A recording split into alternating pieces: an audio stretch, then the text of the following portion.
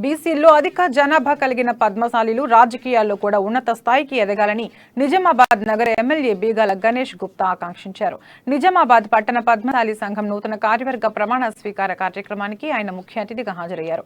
నిజామాబాద్ నగరాన్ని హైదరాబాద్ కు ధీటుగా కోట్లాది రూపాయలతో అభివృద్ధి చేస్తున్నట్లు చెప్పారు.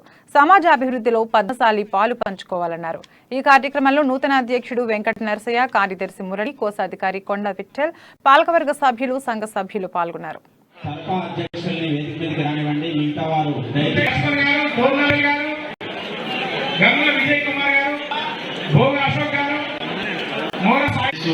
ఎప్పుడు ఇంతకుముందు రెడ్డి కూడా నాకు అండగా ఉన్నారు, ఇక ముందు కూడా నన్ను దీవిస్తారనేటటువంటి నమ్మకం నాకుంది. ఎందుకంటే ఇంతకుముందు నేను చెప్పిన మా లెక్కనే మీరుంటారు, మీ లెక్కనే నేనుంటాను కాబట్టి మరి అందరూ భోజనం పోదు. చాలా మంది ఇంకా ఎక్కువ మంది లేరు.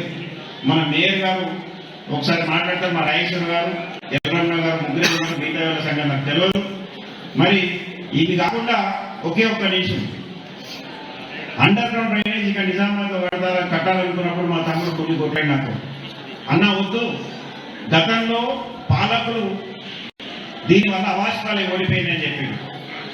కానీ భావి భారత నిజామాబాద్ పౌరుల కోసం కాబట్టి చెయ్యాలని చెప్పేసి ఆ బాధ్యత తీసుకొని పూర్తి చేసినాం. ఇప్పుడు ఐటీ హబ్ కరీంనగర్లో ఉంది, ఖమ్మంలో ఉంది, వరంగల్లో ఉంది. కానీ ద బెస్ట్ ఐటీ హబ్ ఎక్కడ ఉందంటే నిజామాబాద్లో ఉండబోతా ఉంది. కలెక్టరేట్ కూడా ఇంటిగ్రేటెడ్ కలెక్టరేట్ ప్రతి జిల్లా హెడ్ క్వార్టర్ లో కట్టింది కూడా సేమ్ ప్లాన్ తోనే కట్టింది. కానీ బెస్ట్ ఇంటిగ్రేటెడ్ కలెక్టరేట్ మాత్రం మన నిజామాబాద్ వచ్చింది. మరి మినీ ట్యాంక్ బండ్ కూడా ప్రతి నియోజకవర్గంలో కడతా ఉన్నారు. తెలంగాణ రాష్ట్రంలో మన the best mini tank bund Nizamabad ఉండబోతా ఉంది.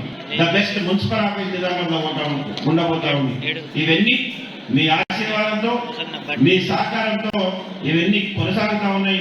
ఇక ముందు కూడా ఈ పనులు కొనసాగిస్తారని చెప్పేసి తెలియజేస్తూ మరోసారి మా నరసయ్య గారికి, మా మురళి గారికి, వారి మిత్ర బృందాలందరూ కూడా